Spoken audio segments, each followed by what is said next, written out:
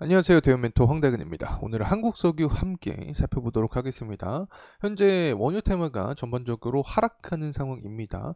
단기 과매수 구간에 돌입을 하기도 했고, 그리고 또 지금 모멘텀을 받았던 이슈 자체가 리스크를 동반한 모멘텀이라고 말씀을 드렸었죠. 실제로 차트적인 흐름세 보게 되면 한국석유 같은 경우에는 그래도 상승에 대한 의지를 아직까지 보여주고 있긴 하지만, 다른 옆 동네를 보게 되면 흥구석유랑 그 다음에 이 중앙 에너비스 같은 원유 관련된 종목들은 하락하는 현재 상황이다. 이렇게 말씀을 드립니다.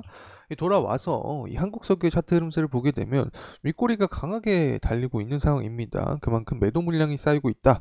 눈으로 확인을 할 수 있는 거고, 단기적으로 강하게 상승했기 때문에 단기 과매수 구간에 속한 상황에서 차익 실현 물량이 나오고 매도 물량도 현재 나오고 있는 상황이지 않을까 개인적으로 생각을 하고 있는 상황입니다. 사실 한국석유 같은 경우에는 지금까지 주가가 상승했었던 이 패턴적인 흐름이 비슷하게 흘러갔었죠. 유가가 상승하거나 중동에 대한 리스크가 자극이 되었을 때 한국석유 주가도 상승을 했던 모습을 보여줬는데, 이번 경우에는 조금 특수했다. 이 동해 바다에 이제 석유랑 가스가 매장이 될 가능성이 높다, 가능성이 있다라는 이야기와 함께 주가의 움직임을 보여줬기 때문에 다소 리스크가 동반된 모멘텀이다. 이렇게 말씀을 드립니다. 그래서 금일 시간에는 해당 내용에 대한 부분 다시금 살펴보도록 하려고 합니다. 일단 현재 가격적인 구간을 봤을 때 매도에 대한 심리가 쌓여 있기 때문에 심리전 구간에 기점이 되는 상황이다. 이렇게 설명을 드리고, 앞으로 유가의 방향성이 또 어떻게 되는지에 따라서 한국석유도 중장기적인 흐름세가 바뀔 수 있겠죠. 이 부분 함께 체크를 해보고, 현재 오일 패권이 변동이 되고 있습니다. 미치는 영향은 어떤지까지 알아보는 시간 갖도록 하겠습니다. 구독과 좋아요 부탁드리고 금일 영상도 끝까지 시청해 주시면 감사하겠습니다. 일단 한국석유나 한국가스공사 같이 상한가를 발생을 시켰던 종목들이 있죠. 석유 관련된 그리고 가스 관련된 이 테마성 이 종목들이 모두 들쑥날쑥한 모습을 보여주고 있습니다. 아직까지 투자를 할 때 관점 자체가 신중한 부분이 필요하다. 현재는 단기적인 테마성으로만 보이는 상황이고, 중장기적인 관점으로 보기에는 아직까지 힘들다. 왜 그러냐? 결국에 이러한 부분이 과거에도 존재했었지만 경제성까지 이어지는 경향은 없었다. 그래서 이번 경우도 경제성까지 확보가 될 것이다라는 이야기가 나와줘야 재차 상승에 대한 붐을 맞을 수 있지 않을까 생각을 하고 있습니다. 자, 그리고 지금까지 한국석유 같은 경우 정형화된 패턴은 결국에 유가다.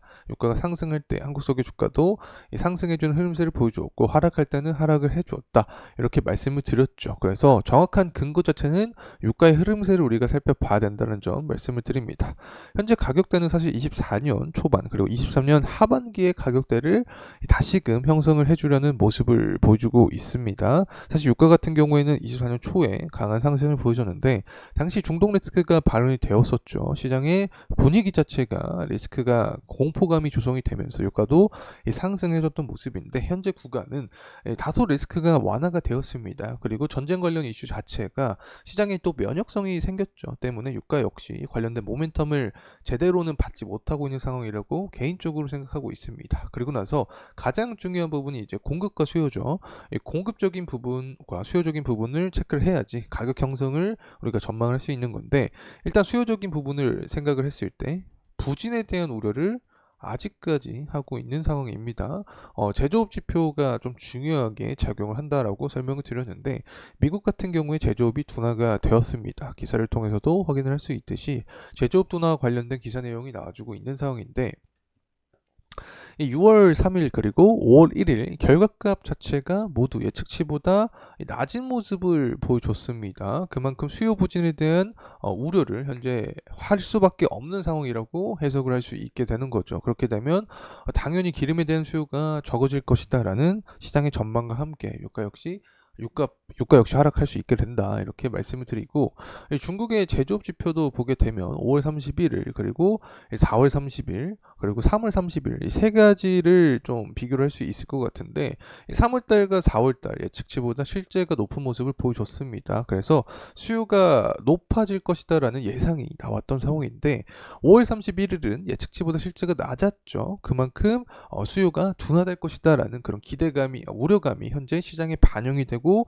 있는 상황이다. 그렇게 되면 유가는 하락할 수 있게 되는 거죠. 이러한 부분이 현재 한국석유 주가에도 그래도 어느 정도 반영이 되고 있지 않나 생각을 하고 있습니다. 결국에 다음번에 제조업 지표가 살아나는 모습을 보여줘야 유가 역시 상승 반전을 보여줄 수 있다고 개인적으로 생각합니다. 그리고 원유 재고도 함께 체크를 해봐야겠죠. 오늘이죠. 23시 30분에 원유 재고량이 나오게 됩니다. 현재 트렌드 자체가 바뀌었다고 설명을 드렸는데 일단 지금까지 봤을 때 공급적인 측면은 크게 두 가지였다. 오펙 플러스 인위적으로 공급을 감산한다라는 이야기가 나오게 되면 공급이 감소하고 유가 역시 상승하는 모습을 보여줬다. 하지만 현재 트렌드가 어떻게 바뀌었냐? 패권이 미국으로 넘어갔다 때문에 원유 재고가 더 중요해진 상황이다라고 설명을 드렸었죠. 그래서 금일 원유 재고량에 따라서 앞으로 유가의 방향성이 바뀔 수 있게 되는 부분이다라는 점 다시 한번 말씀을 드립니다. 자, 그리고 나서 이제 해당 기사를 살펴보려고 하는데 현재 에너지 권력이 미국으로 이동을 했다. 그리고 이라크나 UAE 같은 국가들도 현재 오펙 회의에서 감산을 하겠다는데 불만을 표출하고 있고 실제로 오펙의 생산량 비중 자체가 27%로 떨어졌기 때문에 예전과 같은 힘을 갖추고 있는 상황은 아니다. 그래서 오펙 회의보다도 더 중요한 게 미국의 원유 재고다. 그리고 또 미국의 제조업 지표가 중요하게 작용이 될 수 있다는 점 다시 한번 말씀드립니다.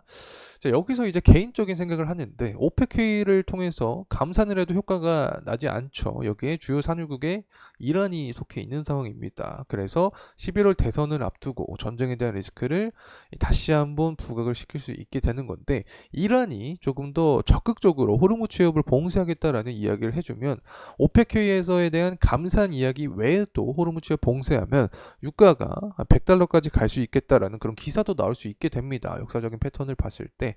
그래서 이제는 오펙 회의가 먹히지 않으니까 다시 한번 11월 대선 전에 전쟁 리스크를 강조하지 않을까 개인적으로 생각합니다. 유가를 끌어올리기 위해서는. 그래서 이 부분이 발현이 될 수 있는지 아닌지에 대해서는 제가 다음 영상을 통해서 계속해서 추적을 할 예정에 있으니까 저와 함께 나아가면 좋을 것 같습니다.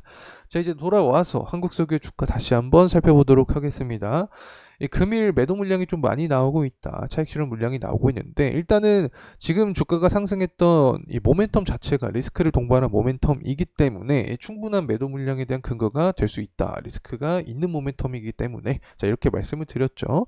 실제로 주봉으로 살펴보더라도 현재 고가를 기록했던 이 구간 자체가 22년 3월달 그리고 21년도에 형성했던 구간과 좀 비슷한 모습을 보여주고 있습니다. 그래서 이 차익 실현 물량이 나와주고 있는 상황이다라고도 해석을 할 수 있겠죠. 앞으로 주가의 조정폭이 나올 수 있습니다. 하지만 추가적인 주가 상승 모멘텀을 받기 위해서는 결국에 분위기 반전이 필요하다라고 생각을 합니다. 주가의 조정폭 자체는 일단 단기적인 과매수 구간에 도달을 했고 시장의 지금 모멘텀 자체가 국내의 석유랑 가스가 포함이 될 수 있다라는 모멘텀 자체가 경제성까지는 입증이 되지 않았기 때문에 다소 리스크가 존재하는 모멘텀이다. 그렇기 때문에 조정세가 나올 수 있다라고 말씀을 드렸는데 자, 이러한 부분을 뛰어넘어서 다시 한번 상승 반전을 하기 위해서는 결국 핵심이 되는 유가가 살아나는 모습을 보여줘야 된다. 유가의 상승 크게 두 가지 수요와 공급이다.